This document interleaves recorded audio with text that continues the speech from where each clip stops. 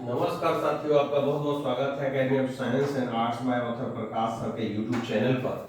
आज इस live session के जरिए हम बात करेंगे जो है महात्मा गांधी के बारे में चर्चा करेंगे। महात्मा गांधी से जितने भी क्वेश्चंस जो है सशक्त बीपीएससी जो री एग्जाम होने वाला है उसमें जो प्रश्न पूछे जाएंगे महात्मा गांधी से रिलेटेड उसके बारे में चर्चा करेंगे। एक एक प्रश्न को समझने का प्रयास करेंगे। अगर आप मेरे चैनल पर नए हैं, मैं author Prakash Kumar academy of science and arts YouTube channel पर आपका बहुत बहुत स्वागत करता हूं।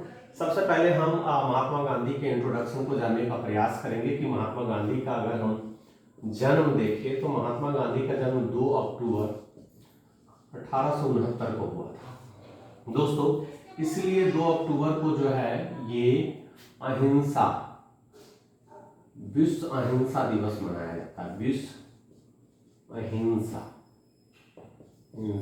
दिवस मनाया जाता है 2 अक्टूबर को, और ये जो है नेशनल फेस्टिवल के रूप में भी मनाया जाता है। गांधी जयंती जो है नेशनल फेस्टिवल के रूप में भी मनाया जाता है।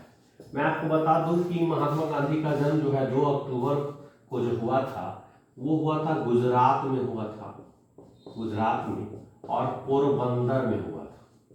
पोरबंदर में हुआ था। इनके जो पिताजी का नाम था, अगर पिताजी की बात करें तो पिताजी का नाम जो था वो था करमचंद गांधी। करमचंद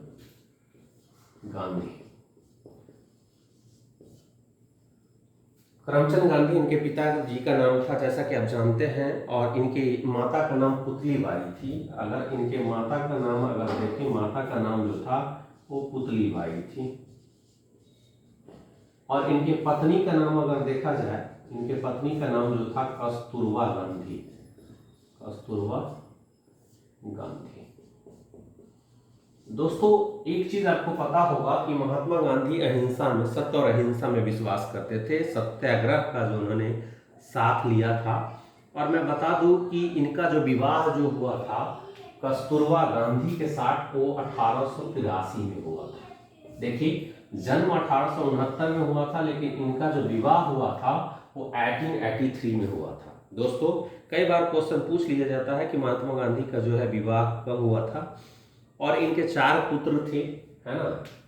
महात्मा गांधी के कुल 4 पुत्र हुए और 5वें पुत्र जो थे जामनालाल बजाज थे। और 4 पुत्र जो थे वो थे हरिलाल, मनीलाल, देवदास और रामदास। हरिलाल, मनीलाल,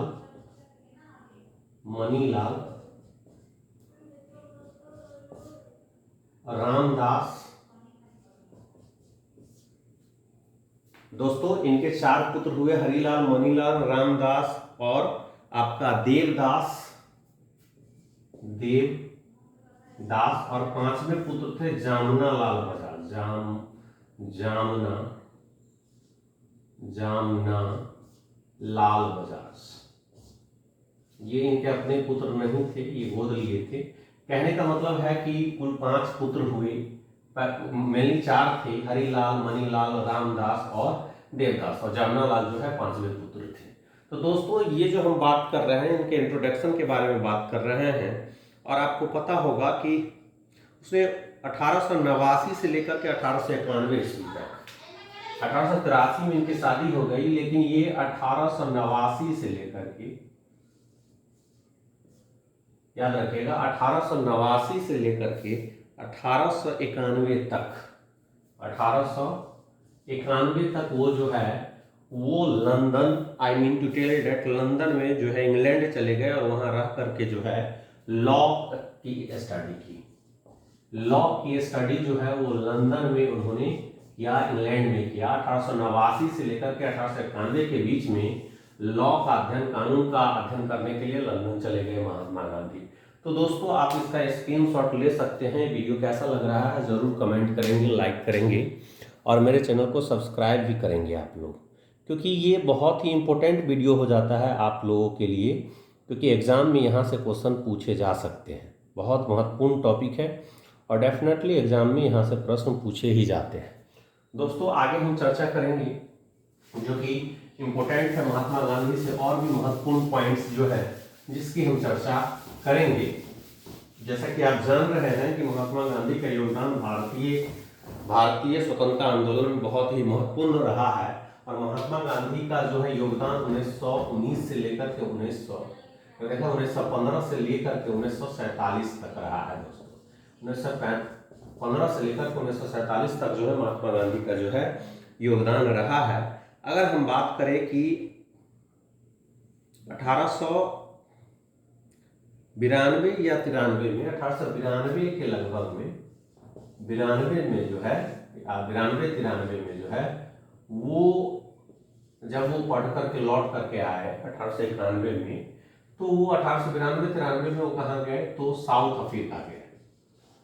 साउथ अफ्रीका जो है अपने केस के सिलसिले में जब वकील बैरिस्टर बन गए तो केस लड़ने के लिए एक व्यापारी जिसका नाम था दादा अब्दुल्ला, ये जो दादा अब्दुल्ला थे, दादा अब्दुल्ला, मैं आपको बता दूं दोस्तों, क्योंकि उस समय में इनको ज़्यादा काम नहीं मिल रहा था, तो जब ये बैरिस्ट्री का पढ़ाई करके आए तो 1892-93 में जो है वो साउथ अफ्रीका गए थे। एक व्यक्ति था दादा अब्दुल्ला, इसके केस लड़ने के लिए जो है वो साउथ अफ्रीका गए थे, पैरवी करने के लिए गए थे। अगर गांधी जी का अगर देखा जाए पूरा, तो सबसे पहले गांधी जी का जो है 1894 में इन्होंने नटाल कांग्रेस की स्थापना की। गांधी जी ने जब वहां पहुंचे तो वहां पर देखे कि जो है वहां पर भारतीय की स्थिति बहुत ही जर्जर था, क्योंकि काले गोरे का भेदभाव जो है, रेशल डिस्टिंक्शंस बहुत ज्यादा था,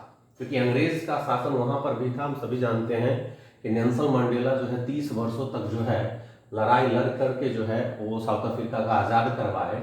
और 1894 में जो है महात्मा गांधी जो है नटाल कांग्रेस की स्थापना जो है दक्षिण अफ्रीका में इन्होंने, नटाल इंडियन कांग्रेस, दोस्तों sorry friends, Natal Indian Congress की स्थापना जो है महात्मा गांधी के द्वारा की गई थी। और 1903 में जो है इंडियन ओपिनियन नामक जो है एक जो है वीकली जो है मैगजीन को प्रकाशन किया था। अगर 1903 की अगर बात करें तो एक इनकी वीकली मैगजीन थी, उस मैगजीन का नाम है दोस्तों इंडियन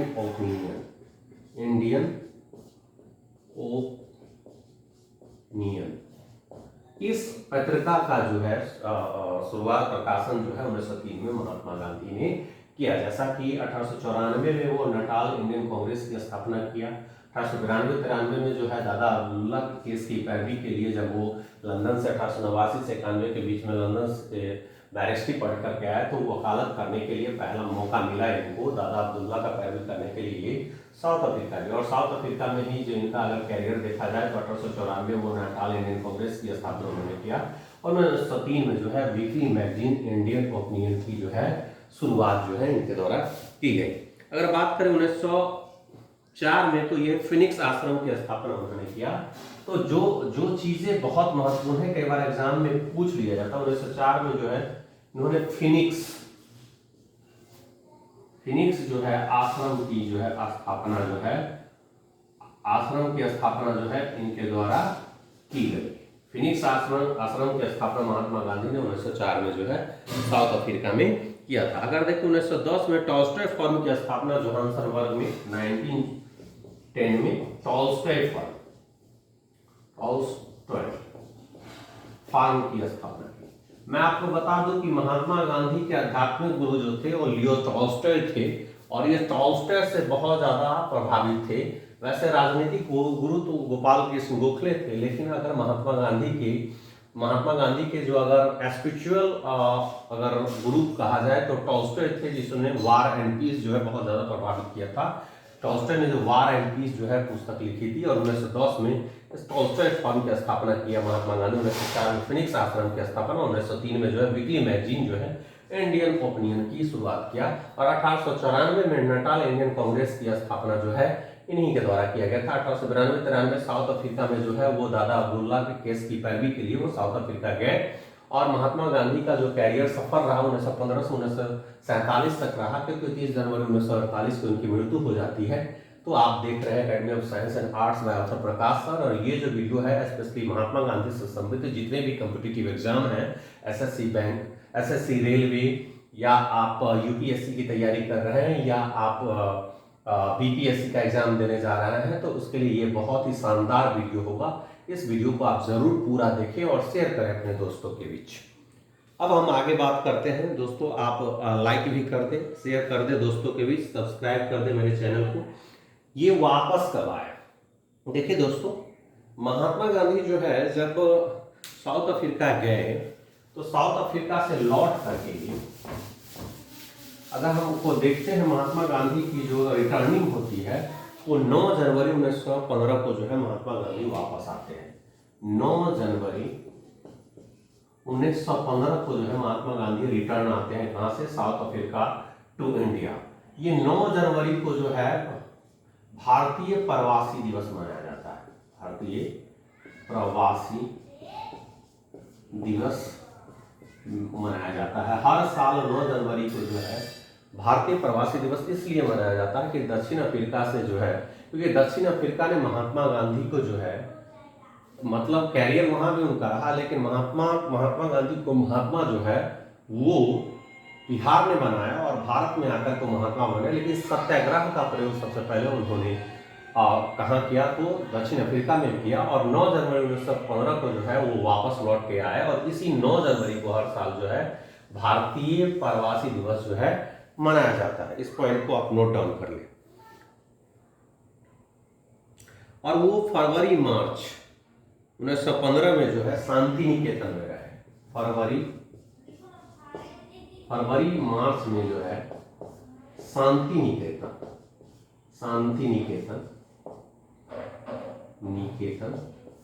में जो है वो 1915 में, ये जो फरवरी मार्च का महीना था, इसमें जो है वो शांति निकेतन में रविन्द्रनाथ टैगोर के पास में, रविन्द्रनाथ टैगोर के पास में ये रहे थे महात्मा गांधी।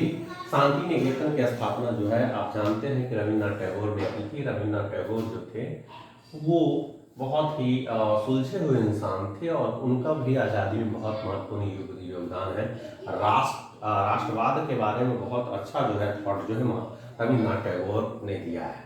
तो हम इनके बारे में भी पढ़ेंगे, देखेंगे, आगे विस्तृत जानेंगे।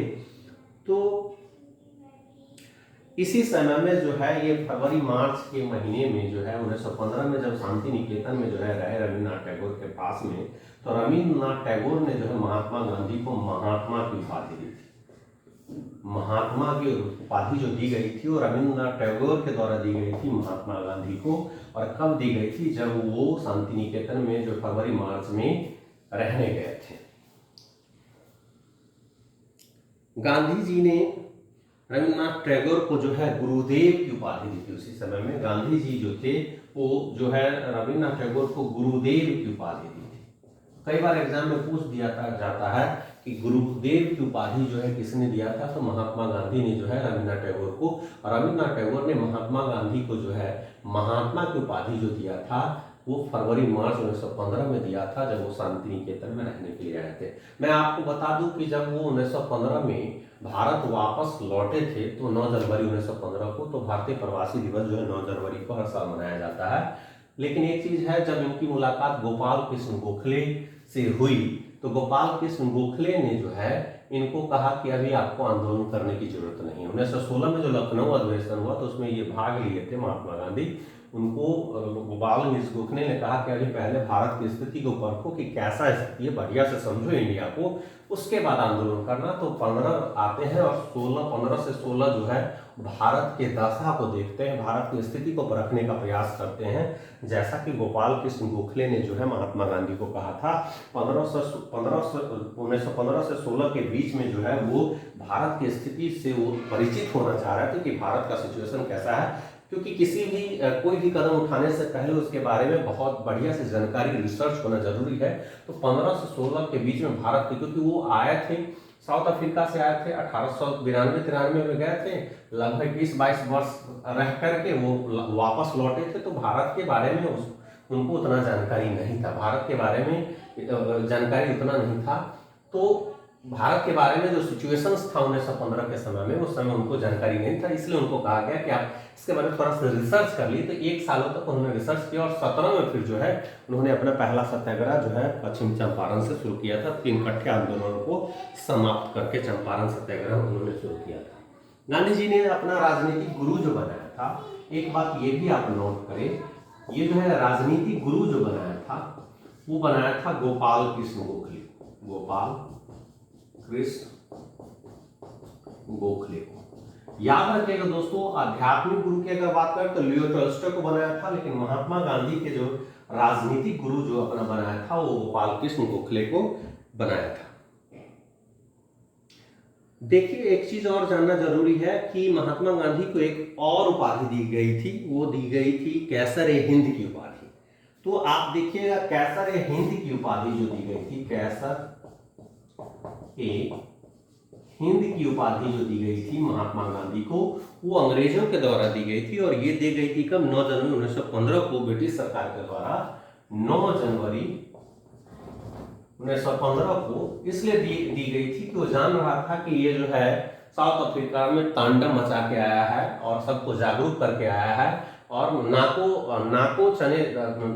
दम कर दिया था महात्मा गांधी ने अंग्रेजों को, कहा? साउथ अफ्रीका में। जैसा कि आप मैक्सिमम देशों पर जो है आक्रमण जो है अमेरिका इसका है, इसीलिए कुछ प्रलोभन दे दिया गया महात्मा गांधी को अंग्रेजों के द्वारा कैसर-ए-हिंद की, ताकि वो जो है अंग्रेज के खिलाफ कोई हल्ला न करे। उसको शांत करने के लिए इन्हें जो है कैसर-ए-हिंद की उपाधि 9 जनवरी 1915 को जब भी वो भारत प्रवेश किए उसे समय में जो है ब्रिटिश सरकार के द्वारा जो है इन्हें कैसर-ए-हिंद की उपाधि, क्योंकि डर गए थे, क्योंकि वहां पर साउथ अफ्रीका में इन्होंने जो है बढ़िया से इसका हालत खराब कर दिया था। सत्याग्रह के जरिए जो है उसके रातों पे नींद जो है जगह हराम कर दी थी महात्मा गांधी ने, कहा। तो सफल सत्याग्रह जो है महात्मा गांधी का जो है साउथ अफ्रीका में भी हुआ था। तो इसीलिए उनको दबाने के लिए, उनको शांत करने के लिए जो है आते ही 9 जनवरी 1915 को कैसर-ए-हिंद की उपाधि से महात्मा गांधी को नवाजा गया था। गांधी जी ने अपनी पुस्तक जो है हिंद स्वराज में स्वराज की विस्तृत व्याख्या की है। गांधी जी की एक पुस्तक है हिंद स्वराज। हिंद स्वराज जो है वो गांधी जी की जो है क्या है? हिंद स्वराज जो है गांधी जी की पुस्तक है। इस पुस्तक में उन्होंने जो है स्वराज का मतलब होता है सेल्फ रूल। ये जो है स्वराज जो है स्वतंत्रता की चर्चा सबसे ज्यादा अपनी पुस्तक जो है हिंद स्वराज में उन्होंने बढ़िया से एक्सप्लेन किया है। स्वराज का डिफिनेशन उनके द्वारा जो है और भी कुछ पुस्तकें लिखी गई हैं, जिसके बारे में हम चर्चा करने का प्रयास करते हैं। और भी कुछ पुस्तकें लिखी गई, जैसे अभी हम चर्चा करते हैं। अगर आप मेरे चैनल पर नए हैं तो मेरे चैनल को सब्सक्राइब करें, लाइक करें और शेयर करें। इन्होंने एक पुस्तक लिखी थी जिसका नाम था नवजीवन। इनके पुस्तक का नाम था नवजीवन। जैसा कि आप जानते हैं इनके पुस्तक का नाम नवजीवन एक पुस्तक इनके द्वारा लिखी गई थी।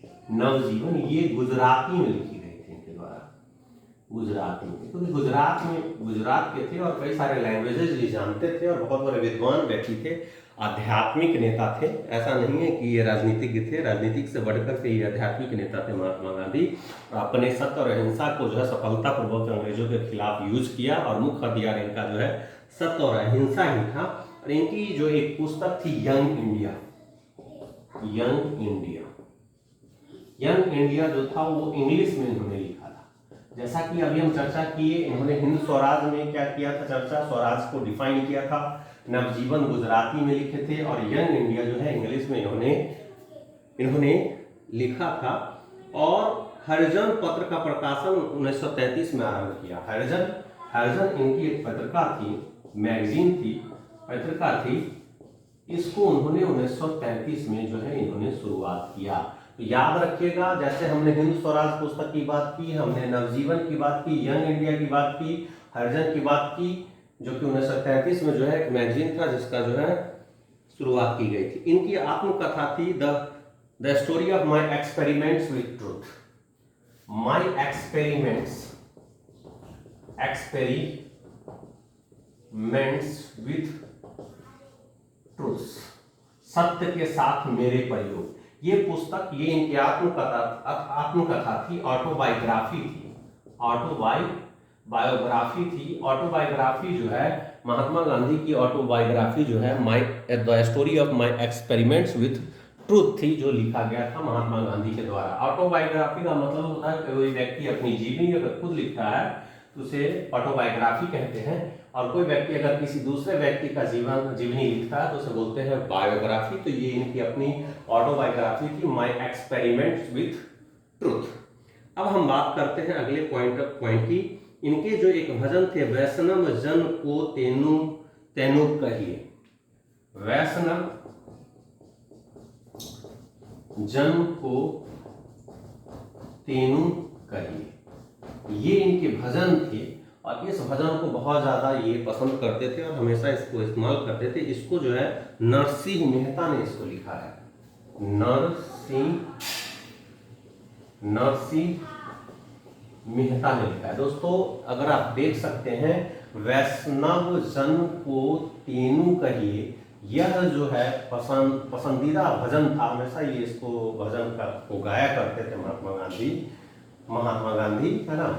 और महात्मा गांधी जो है वो राम के कई रूपों को में विश्वास करते थे, है ना। इसलिए वो हे राम मरते वक्त भी हे राम कहते हुए मरे थे। तो महात्मा गांधी का एक फेमस भजन था जिसका नाम था वैष्णव जन को तेनु कहिए। इसके लेखक है नरसिंह मेहता, जो है इस जो है भजन को लिखे हैं। तो आपको कैसा लग रहा है वीडियो, जरूर आप बताएं। उसने एक साबरमती नदी के किनारे महात्मा गांधी ने, भारत की बात मैं कर रहा हूं, ये सारी पॉइंट आप इसको स्क्रीनशॉट ले सकते हैं, जो कि आपके एग्जामिनेशन पॉइंट ऑफ व्यू से बहुत ही महत्वपूर्ण है। हम बात कर रहे हैं कि महात्मा गांधी जो है साबरमती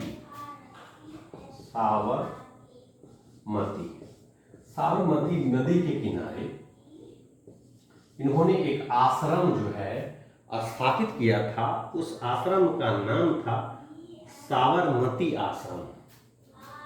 ये आश्रम जो है इन्हीं के द्वारा जो है स्थापित किया गया था, महात्मा गांधी के द्वारा। और ये जो है मैं आपको बता दूं कि ये जो है अहमदाबाद, है ना, अहमदाबाद में ये जो है आश्रम है, अहमदाबाद की ही नदी है,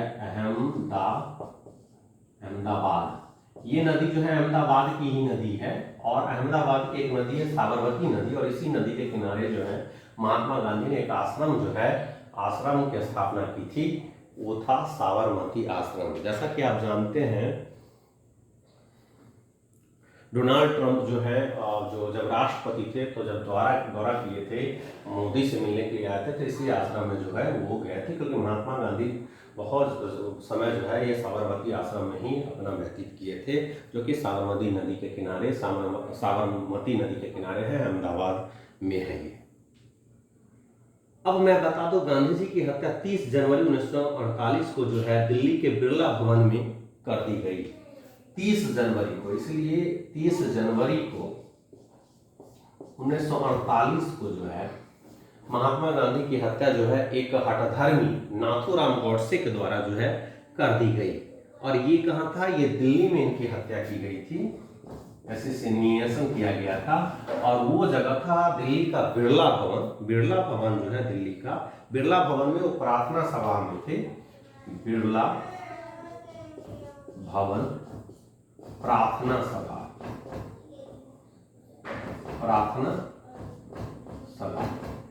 30 जनवरी 1948 को जो नाथूराम गॉडसे हठधर्मी थे, उन्होंने दिल्ली में जो है बिरला भवन में प्रार्थना सभा में थे महात्मा गांधी, वहां पर जो है नाथूराम गॉडसे ने जो है उन्हें गोली मार दी। प्रार्थना सभा में जाते हुए उन्हें क्या कर दिया, गोली मार दिया।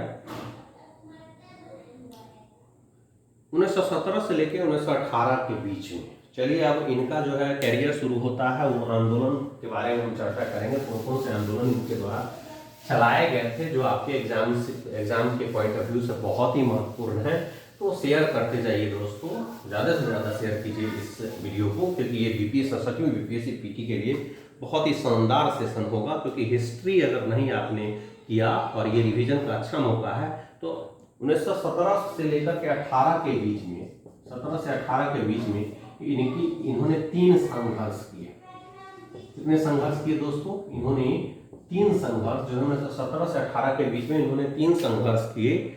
और ये तीनों संघर्ष में थे, एक था चंपारण सत्याग्रह। चंपारण सत्याग्रह पहला था जो कि 1917 में आयोजित की गई थी महात्मा गांधी के पहला सत्याग्रह। दूसरा था अहमदाबाद मिल मजदूर हड़ताल।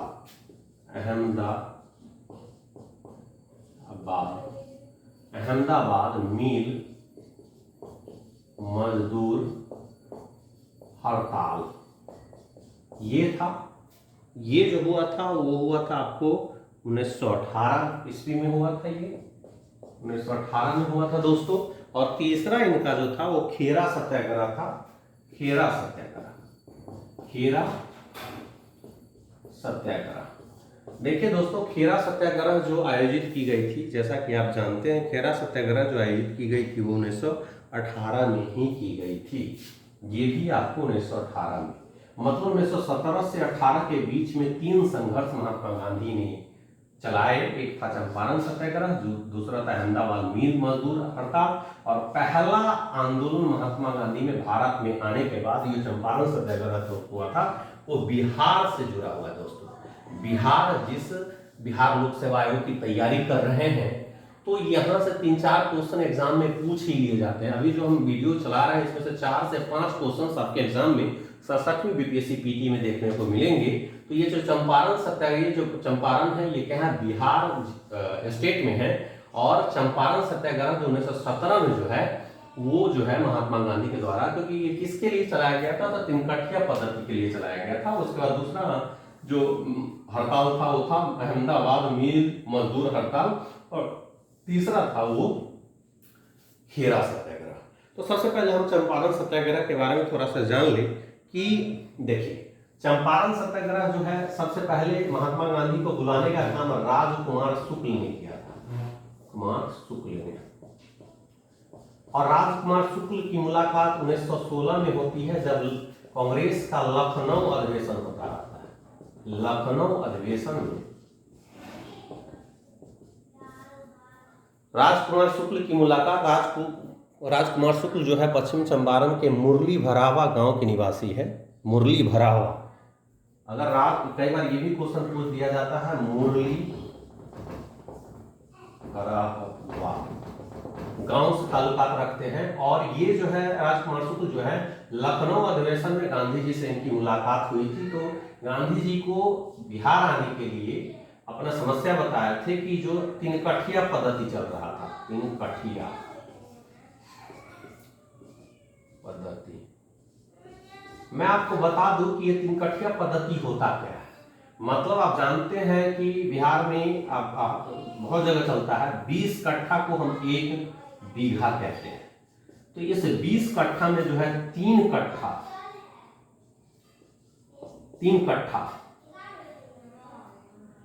कट्ठा खेती जो है वो उसमें नील उगाने की बात करते थे अंग्रेज या नीलहे साहब। मतलब ये 3 कट्ठा पद्धति जो थी जिसके कारण 20 कट्ठा में 3 कट्ठा जो अंग्रेज फोर्स करके जबरदस्ती जो है वो पश्चिम चंपारण में जो है जबरदस्ती जो है 3 कट्ठा खेतों में जो है नील की खेती करवाते थे। और उस समय में जो है इंग्लैंड में नील की जो है बहुत ज्यादा डिमांड था।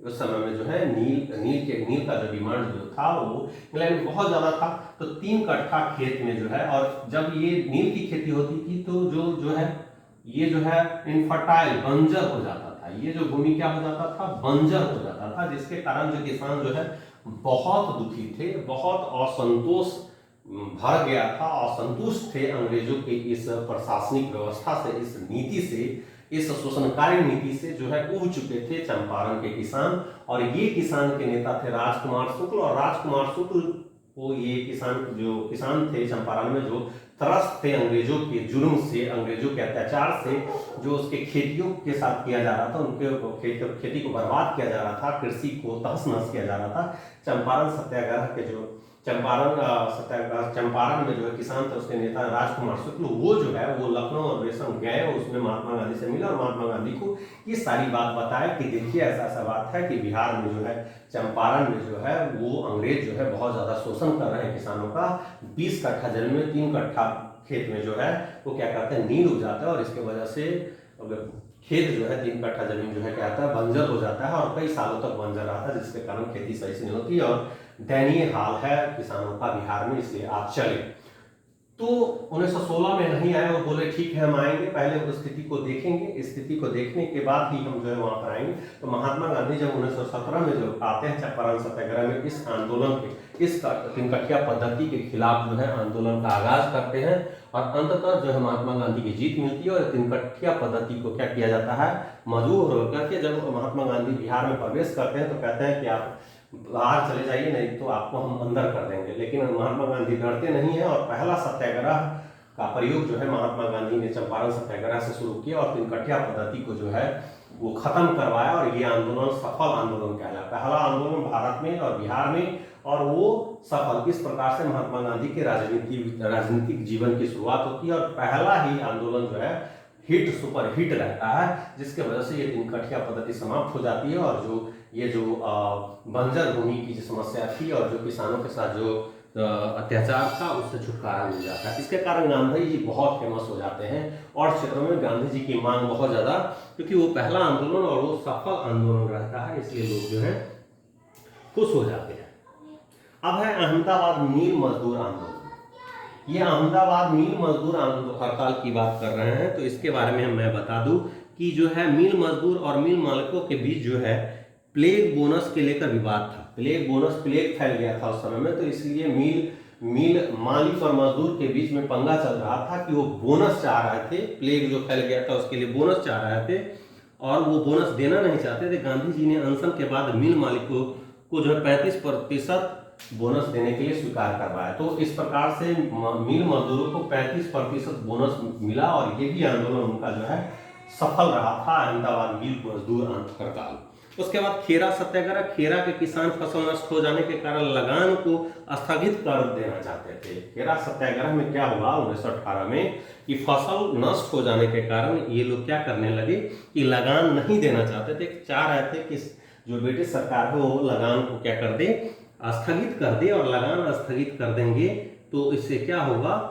लेकिन सरकार तैयार नहीं थी, तो इसी विरुद्ध जो है महात्मा गांधी को अप्रोच किया गया। गांधी जी ने विट्ठल भाई पटेल, वल्लभ भाई पटेल और इंदुलाल याग्निक के साथ खेरा पहुंचे और किसानों को समर्थन किया, जिसके फलस्वरूप सरकार को झुकना पड़ा और ये भी आंदोलन जो है सफल रहा और जो है लगान जो है वो स्थगित करना पड़ा ब्रिटिश सरकार को। दोस्तों ये वीडियो जो पहला पार्ट है महात्मा गांधी का, अगले पार्ट में हम चर्चा करेंगे रॉलेट एक्ट के बारे में, जलियांवाला बाग हत्याकांड के बारे में, खिलाफत आंदोलन, असहयोग आंदोलन, और उसके बाद आपका चौरा चौरी कांड और भी आंदोलन है, जैसे आपका समन्वय विज्ञान आंदोलन है, भारत छोड़ो आंदोलन, और भी महत्वपूर्ण पॉइंट्स है जिस पर हम चर्चा करेंगे। दोस्तों आप लोगों को सपोर्ट की जरूरत है, आप हमें सपोर्ट कीजिए, हमारे चैनल को सब्सक्राइब कीजिए, लाइक कीजिए, शेयर कीजिए और कमेंट कीजिए कि ये वीडियो कैसा लगा, और इस वीडियो को शेयर कीजिए। दूसरा पार्ट बहुत जल्द हम लेकर के आएंगे, क्योंकि महात्मा गांधी से 4 से 5 क्वेश्चन आपको डेफिनेटली आपके पीटी में 67वीं बीपीएससी पीटी में आपको देखने को मिलेंगे। तो इस वीडियो को आप ज्यादा से ज्यादा शेयर कीजिए। दोस्तों अब हवाएं ही करेगी रोशनी का फैसला, दोस्तों अब हवाएं ही करेगी रोशनी का फैसला, जिस दिए में जान होगा वो दिया रह जाएगा, वो दिया रह जाएगा। यह कोई बात नहीं कि आप कौन सा काम करते हैं या कौन सा काम करने जा रहे हैं। दोस्तों यह कोई बात नहीं कि आप कौन सा काम करते हैं या कौन सा काम करने जा रहे हैं, बात इस पर निर्भर करता है कि आप उस काम से कितना प्यार करते हैं। How much do you love for that work? That is important. कौन कहता है कि आसमान में सुराख नहीं हो सकता, तबीयत से एक सिक्का तो है, उछालो यार। जय हिंद, वंदे मातरम।